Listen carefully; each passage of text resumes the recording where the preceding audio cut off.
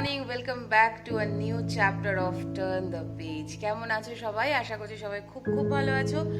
আমরাও ভালো আছি। আর আমি ক্যামেরার সামনে এবং আরেকজন ক্যামেরার পেছন থেকে তোমাদেরকে জানাচ্ছি গুড মর্নিং।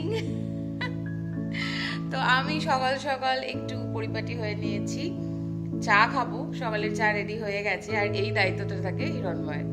আর তার সাথে সাথে আরো কিছু কিছু ঘরে কাজকর্ম চলছে। চলো দিনটাকে এভাবেই শুরু করা যাক। তোমরাও সাথে থাকো, দেখতে থাকো আজকের নতুন একটা ব্লগ।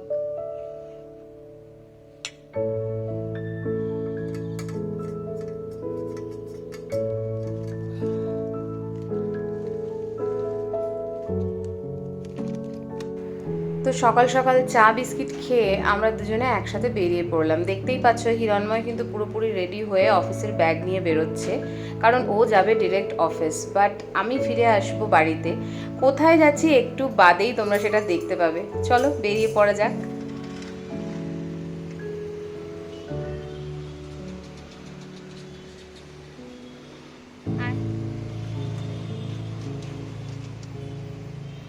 Good morning.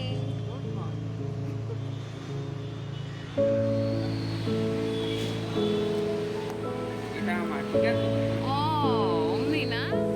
এটা আমার কাছে যেটা কি? মশলা মশলা খেয়ে নেয়, মশলা মশলা খেয়ে নেয়। চলো খাওয়া দাওয়া যাক। না, এটা ওকে।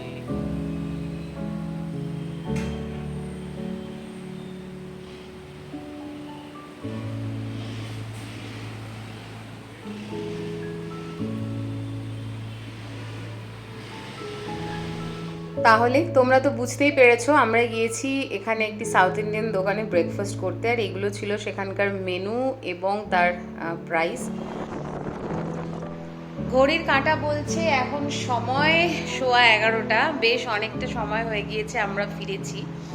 আমরা বলা যায় না, হিরণময় অ্যাকচুয়ালি আমাকে এখানে নামিয়ে দিয়ে, মানে আমাদের সোসাইটির সামনে গেটে নামিয়ে দিয়ে ও অফিস বেরিয়ে গেছে। অ্যাকচুয়ালি অনেক দিন ধরে ইচ্ছে করছিল সাউথ ইন্ডিয়ান ব্রেকফাস্ট করার। আমি বাড়িতেও বানাতে পারি, মানে ধোসা এবং ইডলি দুটোই আমি বানাতে পারি। আর এখন তো মিক্স পাওয়াই যায় কিনতে, সো খুব একটা অসুবিধেও হয় না। কিন্তু আজকে আমার একটু বড়া খেতে ইচ্ছা করছিল, ওই যে মেদু বড়াগুলো হয় না, ওটা খেতে ইচ্ছা করছিল। সো আজকে নয়, লাস্ট প্রায় সপ্তাহখানেক ধরে তো আজকাল করে করে আর হচ্ছিল না। আর ব্রেকফাস্টের এই আইটেমগুলো না সন্ধেবেলায় বা পরে গিয়ে খেতে আর অতটা ভালো লাগে না। তো তাই জন্য আজকে আমরা প্ল্যান করেছিলাম না, আজকে সকাল সকাল উঠে বেরিয়ে পড়বো। তো আমি ফিরে স্নান পুজো সমস্ত কিছু করে নিয়েছি। রান্নার আজকে তেমন একটা ঝুট ঝামেলা নেই।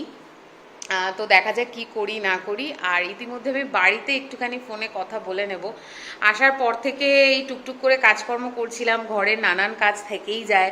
রান্নাঘরের কিছু কাজকর্ম থাকে, অ্যাজ ইফ আমার কোনো হেল্পিং হ্যান্ড সেভাবে নেই।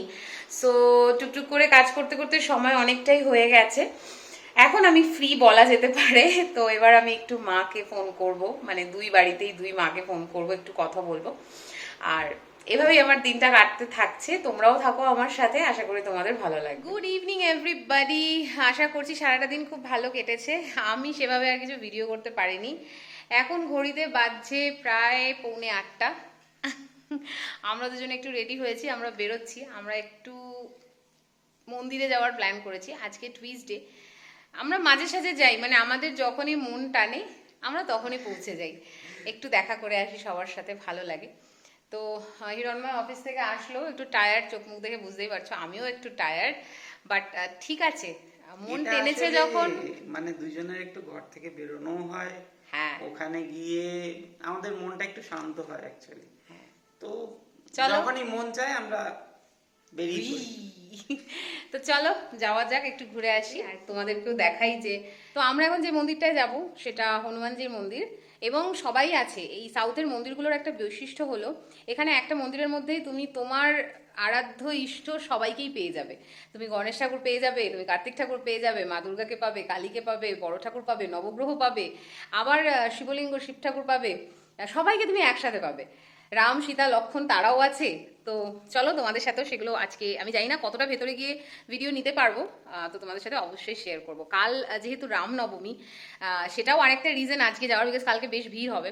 আর ইচ্ছা করছে আজকে একটু যেতে, তো চলো এক ঝলক ঘুরে আসি। আমরা মন্দিরে পৌঁছেছিলাম প্রায় 7:45 নাগাদ। তো 8টা সোয়া 8টার পরে মন্দির প্রায় বন্ধ হয়ে যায়, তাই জন্য ফুলের দোকানের ওখানেও ভিড় কিন্তু একদমই ছিল না। আর মন্দিরের ভেতরেও ভিড় বেশ কমই ছিল। ঢুকেই প্রথম দর্শন হয় বজরংবলীর, যেন উনি সবাইকে পাহারা দিয়ে বসে আছেন। এত ভালো লাগে না দেখতে? মেন রোডে যখন আমরা বাই অটো যাতায়াত করি তখনও ওনার দর্শন পাই মাঝে মাঝে। সত্যি বলছি খুব ভালো লাগে। বেশ লম্বা ওনার এই মূর্তিটা, নিচে একটি ছোট মূর্তিও আছে। তার ঠিক পাশেই রয়েছে রাম, লক্ষ্মণ এবং মা সীতার মন্দির। তো আজকে তো রামনবমীর আগের দিন, আশা করছি পরের দিন অর্থাৎ পুজোর দিন সুন্দর করে সাজানো হবে। ইনি হলেন এখানকার কুলদেবী, মা দুর্গারই আরেক রূপ। আগেও আমি ওনার ওপরে একটি ভিডিও বানিয়েছিলাম, যদি তোমরা দেখতে চাও আমি আবার তোমাদের সাথে এই চ্যানেলে নিশ্চয়ই শেয়ার করব। মন্দিরের ভিতরের কারুকার্য সত্যিই মন কাড়ার মতো, মানে যারা শিল্পী তাদেরকে সত্যি প্রণাম করতে ইচ্ছে করে। এত নিখুঁত এবং এত পরিপাটি কাজ যে অপূর্ব দেখতে লাগে। আমরা তো প্রায় সময়ই যাই, তোমরাও দেখো এবং আশা করছি তোমাদেরও খুব ভালো লাগবে। নতুন বছর তোমাদের সবার খুব খুব ভালো কাটুক। আরও একবার জানাচ্ছি শুভ নববর্ষ। পুজো দিয়ে বেরোতে আমাদের প্রায় 8:45 কাছাকাছি হয়েছিল। তো তার মধ্যে শিব মন্দির বন্ধই হয়ে গিয়েছিল, তো ওটা আজ দেখাতে পারলাম না, সামনে দাঁড়িয়ে এটুকু ভিডিওই করতে পেরেছি। আর পুরোপুরি বেরোতে বেরোতে প্রায় 9টা বেজেছিল। এত রাত্রে সাধারণত আমরাও মন্দির যাই না, চেষ্টা করি আরও একটু সন্ধে যেতে, কিন্তু বাদবাকি সকলেরই প্রায় আমরা দর্শন পেয়েছিলাম। যেটুকু ভিডিও আজ নিতে পারলাম, আশা করি তোমাদের ভালো লেগেছে। আর পরবর্তীতে যদি দিনের বেলা কখনো যাই নিশ্চয়ই শেয়ার করব আরও ডিটেলসে। চলো এবার বাড়ির দিকে এগোনো যাক। প্রায় কাছাকাছি পৌঁছে বাড়ির মোড়েই দেখলাম যে ফুচকার দোকানটা বেশ রমরমিয়ে বসেছে, তাই ভাবলাম এই সুযোগের সদ্ব্যবহার না করলে হয়। দুজনে দাঁড়িয়ে পড়লাম একটু ফুচকা খেতে। ফুচকা টুচকা খেয়ে আমরা বাড়িতে ফিরেছি, তখন বাজে প্রায় 9টা, 9:30, রাইট? হ্যাঁ, তো 9:30 নাগাদ আমরা ফিরেছি। তারপরে একটু রেস্ট করছিলাম, রান্নাবাটি হলো। রান্নাবাটি আমি সকালেই বলেছি সেরকম কিছু ঝুঁকির কিছু করিনি। আর এই বেলাতেও সেরকমই আজকে একটু আলু সেদ্ধ, ডিম সেদ্ধ আর ঘি দিয়ে ভাত খেতে ইচ্ছে হয়েছে গরম গরম, তো সেটাই খেয়ে নেব। এবং তারপর আর কি, আজকের এই ব্লগটাও এখানেই এন্ড করব। তো চলো আজকের এই ব্লগটা এখানে এন্ড করছি। আশা করছি তোমাদের ভালো লেগেছে। যদি টার্ন দ্য পেজের এই ব্লগটা তোমাদের ভালো লেগে থাকে তাহলে শেয়ার করো নিজের ফ্যামিলি, ফ্রেন্ডস। আর হ্যাঁ, যদি আমার চ্যানেলে নতুন এসে থাকো তাহলে অবশ্যই করে সাবস্ক্রাইব করে নিও। ভিডিওটাকে লাইক করতে একদম ভুলো না। চলো তাহলে, গুড নাইট।